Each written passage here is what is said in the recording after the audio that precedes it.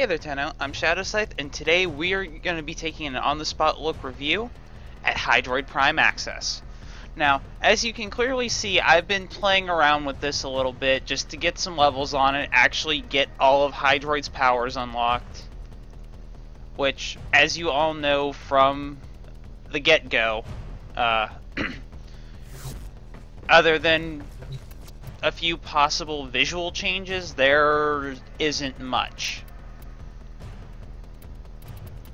Now, the builds on the Nami and Skyla Prime and the Ballistica Prime are not optimized, so I will not be doing super high level enemies, but I will be doing,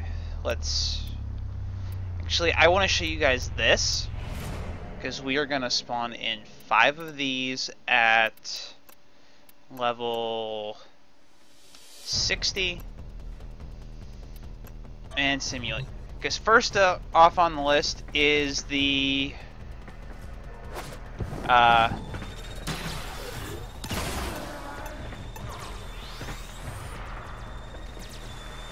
Ballistica Prime. Okay. Now, as you can see, a fully charged headshot actually generates this sort of specter for a few seconds that will fight for you.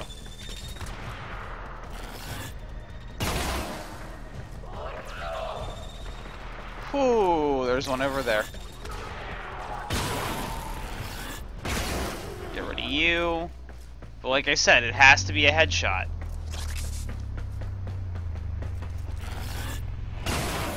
Like so. And if you guys aren't 100% sure on how accurate that is, then let's take a look at the arsenal. That ain't right. That's it. Oh, they don't have anything mentioned. Okay. That's kind of cool, actually. And I know it's not with Hydriod, because passive is still the same. Next up, we'll do the Nami and Skyla Prime, just so that you guys can actually see overall how it performs. But before that, let me give you the quick rundown of the stats of the Ballistica Prime over the regular Ballistica. Now then, accuracy of 4.0, the charge rate is actually a bit slower than the regular Ballistica, being at 0.8 over 1.0. The critical chance has been increased by 5%, as well as a 0.5 crit multiplier increase. Magazine capacity is doubled. Reload is 1.2 over 2 seconds, so it is actually faster. Or I might actually be... No, you know what? I'm misreading that. The charge rate is actually faster, not slower. My bad. Status chance has been increased to 20%. Impact damage increased to 15.2. Puncture damage increased to 167.2, and slash damage increased to 121.6. However, when compared to the Rakta Ballistica, charge rate still faster, identical critical chance, it has a slightly higher crit multiplier, magazine capacity is only higher than the Rakta Ballistica by 12, reload speed at 1.2, status chance 20% over 10%, impact damage 15.2 to 15. It does have lower puncture damage than the Rakta Ballistica, being at 160, as the Ballistica Prime is at 167.2, the Rakta Ballistica is at 270, and then slash damage at 121.6 over 15. So while it is a bit lower in the puncture department, it has a much higher slash component to it.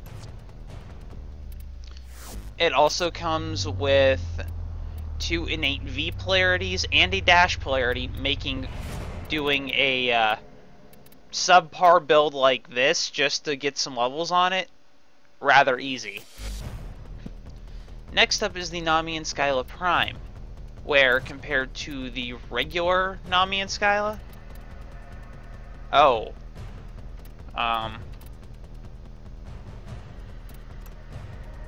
which I don't actually have anymore, it has a faster attack speed of 1.33 over the 0.917. Channeling cost and channeling damage remain the same at 5 and the 1.5x multiplier. Critical chance has been increased to 20% over the standard edition's measly 5%. Crit multiplier of 1.5x. Leap attack 120 over 100. Spin attack 360 over 300. Status chance increased by a whopping 20%, bringing it up to 30% over the Nami Skyla's minuscule 10%. A wall attack of 240 over 200. Slightly less impact damage at 6.0 to the Nami Skyla's 7.5. Puncture damage is sitting at 12 over the 7.5 of the original. And slash damage increased to 42 over 35. The Nami Skyla Prime comes with 2 innate V polarities as well as a D polarity. Depending on how you want to mod it, that polarity is actually going to be a little bit useless and you may end up formatting it out. I might keep it on there just to mod this for viral for the time being, and if I get bored with it, I might actually switch it to corrosive or radiation, in which case I'll be swapping that out for probably a dash. Anyway, let's show you guys overall how that works against a butcher. We'll do 2 of them since I am still a rather low level Warframe, and I don't want to use the invulnerability. Because as you saw with Prime Fury, this thing just shreds. I probably could have done something a little bit higher than that, but I felt that I didn't really need to. Now as for Hydriod Prime, armor has been increased by 50 points over the standard version's 200. Energy pool increased to 150 over 125. Keep in mind that is without using flow or primed flow or any other mod that may increase your energy capacity. Health is still at 100, and shield increased by 50 points, bringing it up to 175 over 125. Hydriod Prime comes with an innate dash polarity for the aura slot, as well as 2 innate dashes, a D, and a V polarity, making doing a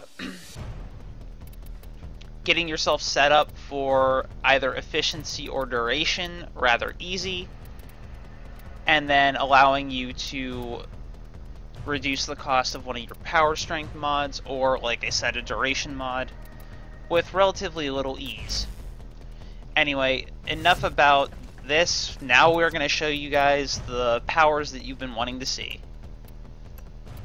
Let's spawn in 10 butchers. Simulate.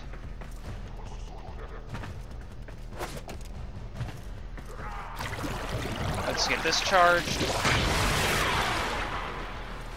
And hammer away at them.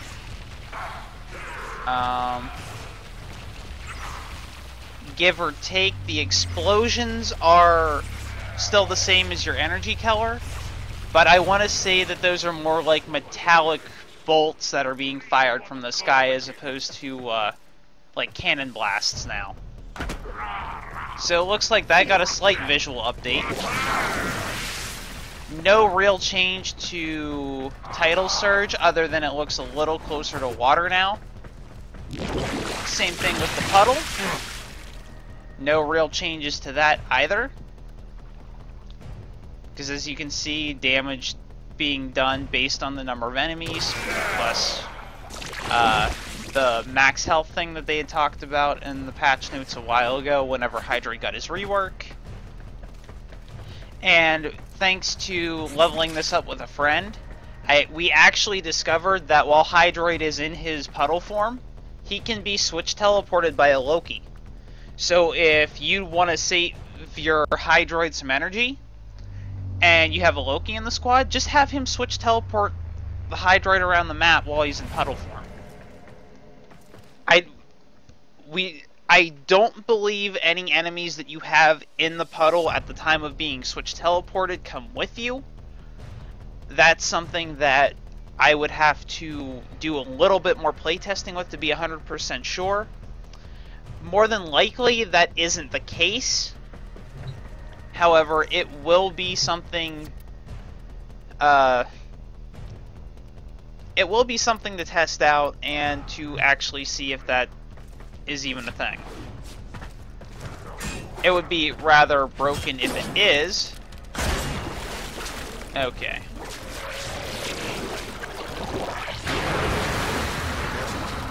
And then, like, there are some very minor changes to the visual effects on Tentacle Storm, it looks like.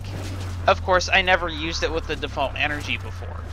I decided to keep everything default for the sake of aesthetics.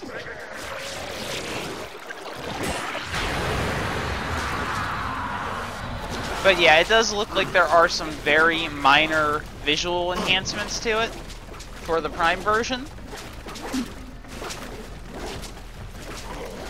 which I am actually okay with. So let me just get this to hammer down. I do believe that killed everything in here. Oh, nope. Not you. But you were just casually walking along. But other than that, there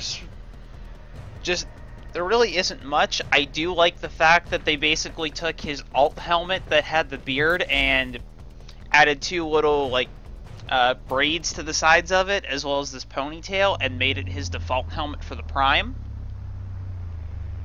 I like how they have the metallic stuff on there, and how they changed his oversized, like, leg guard looking things. So instead of them looking like this weird-ass claw, they actually just look like these fancy little pirate boots. And then his top part kind of just looks like a captain's coat, in all honesty. They did everything, like, looks like they did everything that they possibly could to take Hydriod from looking like a sea monster-esque looking thing from his default version to making him out to be this badass pirate that we got with the Prime. And I wasn't a big Hydriod person before his rework. I really liked his rework and started playing with him more. He's still not one of my favorite frames, but I will definitely be using him more often. Especially when I can get, like, an optimized build set up for him. But until then, that's about all that I have. So, thank you guys so much for tuning in to see the on-the-spot review of Hydriod Prime Access. I can understand if I might be a little bit late to the party, as I was sleeping 2 hours, like, for 2 hours from when he released to, like, the time I started recording. Plus, then I had to take the time to actually put some levels on him to, be good.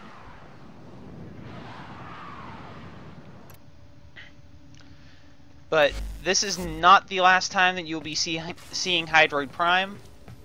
Once I get a couple of forma into him and get a build that get a solid build that I really like, you will be seeing a follow-up video on him, as well as the two weapons that came with him. Especially the Ballistica, because the Ballistica is hands down one of my favorite secondaries in the game, as you just saw from me having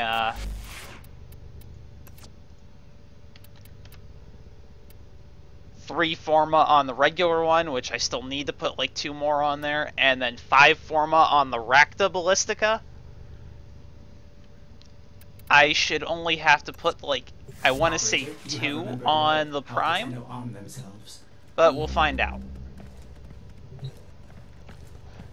And I'm not showing you guys any of the accessories because at the time of this video, I did not get the accessory package. That will come at a later date with a fashion frame video. Just because I do plan on getting them, I just didn't get them right now. So, thank you guys for tuning in, and thank you guys for sticking with me for the past several months. I know things have been a little high and dry as we're coming up on a year, just because I personally don't have the same level of charisma as some of the other Warframe casters, especially some of the more well-known names like Rob from A Gay Guy Plays or DK Diamantes or Magamu. I'm well aware of that, so for those of you that have been around and like the stuff that I do anyway, thank you so much. And for those of you that have found my channel and have like compared me to Magamu or DK or Rob, while I think that's pretty cool, for the most part, they don't necessarily even know who I am. Like, DK recognizes my screen name just from me playing around on stream with him a couple of times, but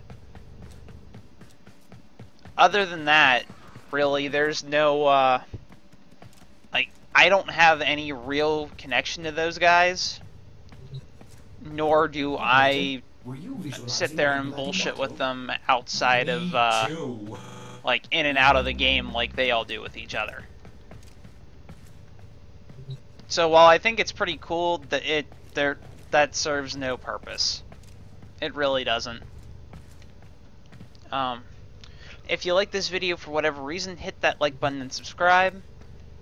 And be sure to follow me on Twitter and player.me for all things related to YouTube, Twitch, and IRL. If for whatever reason you didn't like this video, then check out some of the other stuff on my channel. There might be something there that you really liked. Or if there's something that you want to see, but I just haven't done it yet or haven't thought to do it, you can leave it as a suggestion in the comment section below, and I will try to work it into my schedule. If you guys would like to support the channel in any way, shape, or form, you can check out the game list link in the description box below. And until next time, Tenno, stick to the shadows.